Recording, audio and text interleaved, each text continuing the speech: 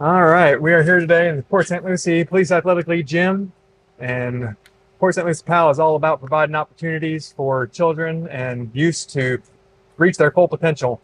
And one of those ones we have here today with us, get a little bit more information about him. We have Diego El Tornado. Thank you for having me here. Absolutely, thanks for joining.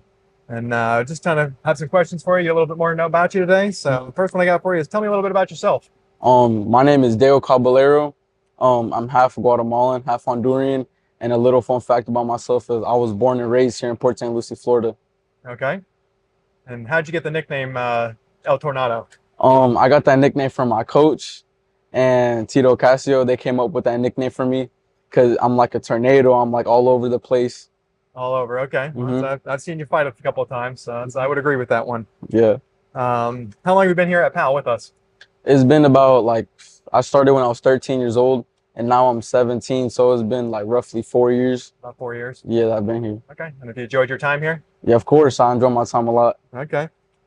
So here at PAL for about 4 years now. How did you get into boxing? And how long was that? 4 years ago as well? Yeah, so my best friend Daniel, he actually introduced me to boxing because when I was 13 years old, my soccer season had ended and it was too expensive.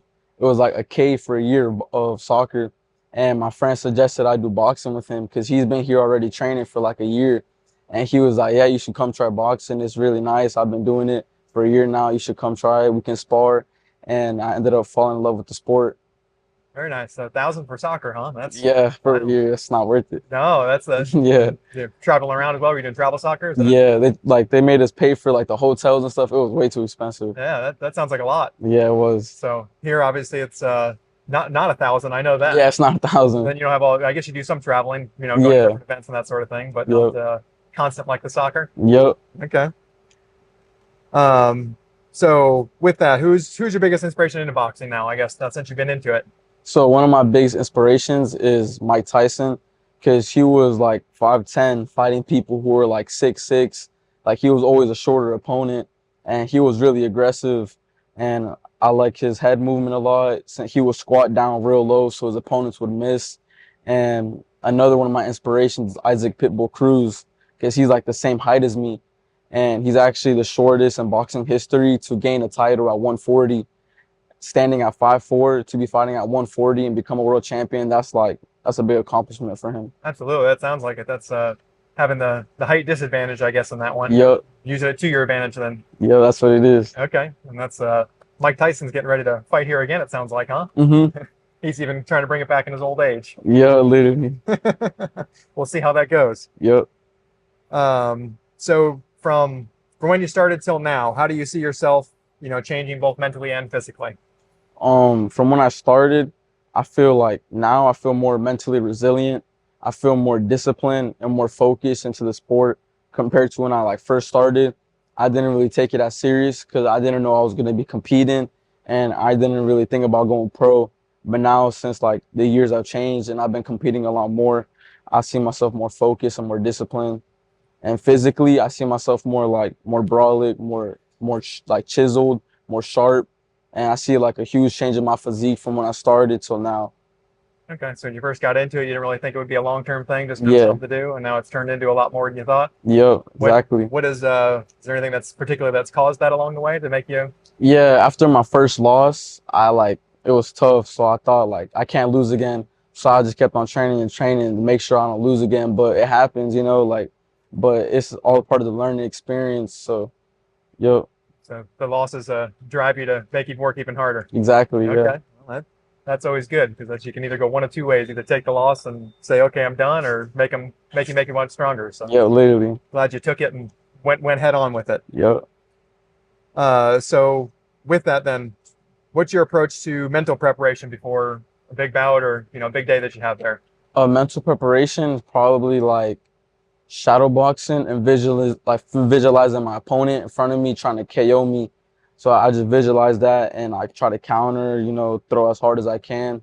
Another thing is when I'm running, I find like an isolated like dark space and I just train there, and I just visualize like the crowd, everyone that's going to be watching me. I can't disappoint my friends and family, and that's what I use as mental preparation for a fight. Okay, so trying to get some alone time before the big debut and everyone's around there. Yeah, Get your head right in the game. yeah, get my head right. All right. And then is there, I don't know, you probably don't have as much advantage as far as videos and that sort of thing as your opponent knowing them ahead of time as, some of the professional guys can watch, there's always Ye- live, that sort of thing. But is Yeah, there, you try to find that if it's out there? yeah. I try to find it. Like I try looking his name up on Instagram, but I couldn't find anything. Yeah. Yeah, See if you get any competitive advantages beforehand. yeah. Okay. So what techniques do you employ to maintain focus then? Under the pressure, obviously there's got to be a lot of pressure in the ring. I've Mhm. never been there myself, but I can imagine, sitting there and having punches thrown at you, there's got to be a lot going on. So Yeah, I kind of get a little nervous beforehand, but then as I start entering the ring, that all just clears out. I try to erase all the noise from the crowd, and I just focus on my opponent and realize that he's here to hurt me. He's here to embarrass me in front of my friends and family. So I take that and I use it as fuel against him. So I just completely run through him. okay. So you want him to be on that side of it, not you. Yeah, You come out on exactly. the other side. Yeah, Not that we want embarrassment for anybody, but yeah, true. if someone's got to be, you don't want it to be you. Yeah, exactly. What was your typical training week look like? I guess here in the gym, outside the gym, is it a combination of both? What does that look like for you? Yeah, it's more of a combination of both. Like Tuesdays and Thursdays, we do sparring with my coach Anthony, with all my other coaches. We do like 15-minute shadow boxing, all out, focus on head movement, and then we go to bags, do that for 15 minutes, all out, and we also do pad work as well. And outside of the boxing gym, we go to the Civic Center. We run like 5 to 6 miles there, up and down the thing, so it's like an incline, and we do around 30-minute shadow box nonstop.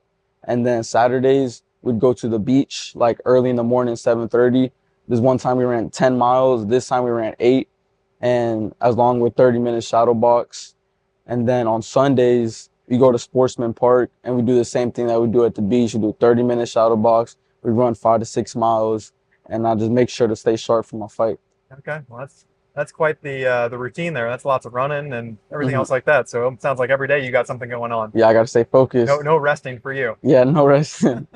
No, more and more running. It sounds like. Yeah, only rest days before the fight, Friday, and that's it. Okay, so one rest day before a fight. So you might look forward to a fight then, so you get that rest day. Yeah, And then running up and down. That's not a lot of opportunities there in Florida to go up and down, but you're finding Yeah. to do that. And that sort of yeah. thing? There's no hill, so the incline on the Civic Center parking lot makes it harder. Same thing with running in the sand. It's like my feet are like bearing in the sand. It makes it a lot harder. Feel a little resistance then. Yeah, I was gonna say the sand is definitely challenging. Just walking in it's Yeah, challenging enough. it So is. running in it, that's to be a whole new level. especially when it's wet, it makes my whole foot sink in there.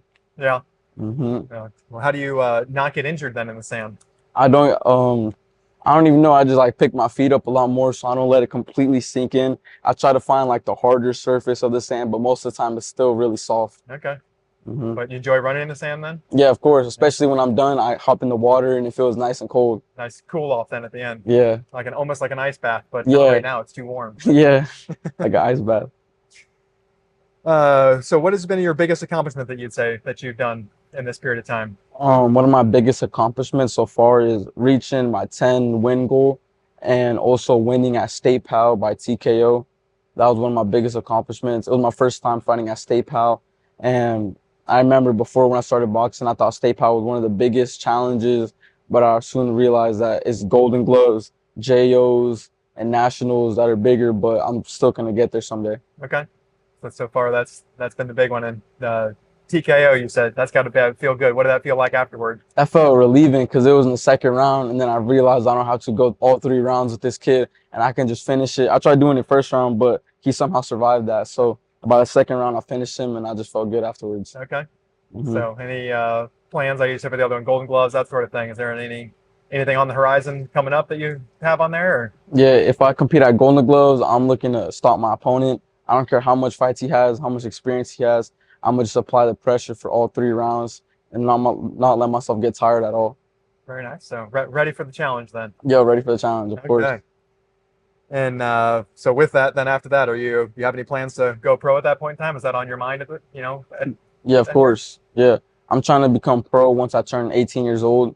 Once I'm an adult, I feel like that's the best time to turn pro. Leave amateurs in the past and look forward to becoming a professional. I'm gonna be boxing without headgear, so I'm gonna have to get used to that. and I feel like that's going to be an advantage for me since like I hit hard. So if they don't have no headgear, they're not going to just take the punch. They're probably going to get knocked out. Okay. So Hmm. that's the what you're looking forward to the most then is the no headgear in the pro? Yeah, that's what I'm looking forward to. Yeah, Okay. no headgear. More knockouts sounds Yeah, like. Yeah. more knockout. I'm trying to have a resume, no defeats, all knockout wins. Okay. I That'd know it's be, possible. yeah, Hmm. absolutely. Anything's possible. Anything's possible. True. Going into it with a goal like that, that's a lofty one, but I like it. Thank you. Absolutely. Anything else in the pro world other than the headgear that you see as an advantage? What made you want to go pro, I guess? The money aspect, like a bunch of promoters, like they'll help you promote, become like famous and stuff, and then you'll have big fights, huge arenas like the MGM and all that type of stuff. I'm just looking forward to fighting in a huge arena and just getting famous, I guess, off of boxing. Okay. And any goal arenas that you definitely want to hit when you go pro? Is there Yeah, you have to go fight in? yeah, I'm trying to find in Las Vegas, Las of Vegas. course. Yeah, Okay. that'd be nice. That would be probably a big crowd out there. Yeah, it Yeah. would definitely. Yeah, absolutely. Hmm. Anything internationally or all in here? How? I would like to fight in my home country, like Honduras or Guatemala. Okay. I feel like that would be nice, represent my home country. Absolutely. That would be good. Hmm. So any advice you'd have for anybody that's trying to, get into boxing? Obviously, you've been doing it for 4 years now, and you started out from soccer, gotten into here. So is there anything that you would have not necessarily changed along the way, but any advice, for someone that's looking to get into it and maybe go pro eventually too, if they have that on their mind? My advice is to like trust your gut feeling. If you want to do boxing, join as soon as possible. And when you get into it, don't take no like lazy days off. And like you actually got to stay focused. Like going to the boxing gym thinking that you about to fight next day, like enter the boxing gym like and train with 100% always, because you never know when you're going to be fighting like in real life in the streets. Like you got to use self-defense. So especially if they're looking like forward to compete in the amateurs, like you probably train for a whole year straight, and yeah, you just train with everything you got. So that for your first fight, it makes it light work. It makes it easy. Okay. So starting earlier is the better, getting those years in. Yeah, How early would you say you could start? I If mean, you were to go back, how early would you have started? if I like went back in time, I would want to start around 7 years old so I can have all that youth experience. But at the same time, it's still good to join as soon as you turn as a teenager. Yeah. Like 13 years old, that's a valid like time to join boxing. Okay. But if you could do it sooner, you would have. Yeah, I would. Yeah. Did you hop in your time machine and go back to 7 years old? Yeah, just erase soccer out of the timeline and just go change it with boxing. Okay. I'm sure you got some good exercise and experiences though with soccer. So. Yeah, true. It helped me in my condition and stuff, like running wise and stuff. And you might not have liked boxing if you went right into it. So there's Yeah, always that too, right? yeah, that's true. That's true. Well, is there anything else that you have out there? Do you want to have any other advice or anything else for anybody out there? I just want to say thank you to my coach Lewis, Coach Bill. Rest in peace to him. I remember he was one of the first coaches to introduce me. Like, remember holding pads for me and stuff. And I want to say thank you to my mom as well for like paying for my expenses to join boxing, and my best friend Daniel, because if it wasn't for him, I wouldn't even be in boxing. Like, thank God he told me to join boxing, because I don't know what I would do if I wasn't in it, to be honest. Yeah. Like, I would be doing some dumb stuff probably, but now I'm more focused and dialed in into boxing. And I just want to say for anybody out there who wants to join boxing, to like trust your gut feeling, join, and like you got to fall in love with it, because it's like a passion. You can't play boxing. It's more of a like do or die thing. You know what I mean? Take it to heart and run with it. Yeah, take it to heart. Not a half in, half out. It's you got to be all in on it. All in. Okay. Well, I love it. Well, I really appreciate your time today and getting a little bit more about you. And I know you got a big bout coming up, so I'll let you get Yes, back sir. to it, even though it's rest day. Yes, So, but got to get some mental preparation, and I'm sure. of course. So really appreciate it. I appreciate you. All right. And we appreciate you. As he stated there, we just want to give a big shout out to Coach Lewis and volunteers his time here. So we really appreciate that, and all the other coaches that are involved, that all their volunteering their time, they're not getting paid here. So we just really appreciate all that and all they pour into these kids and everything they do for them. So thank you.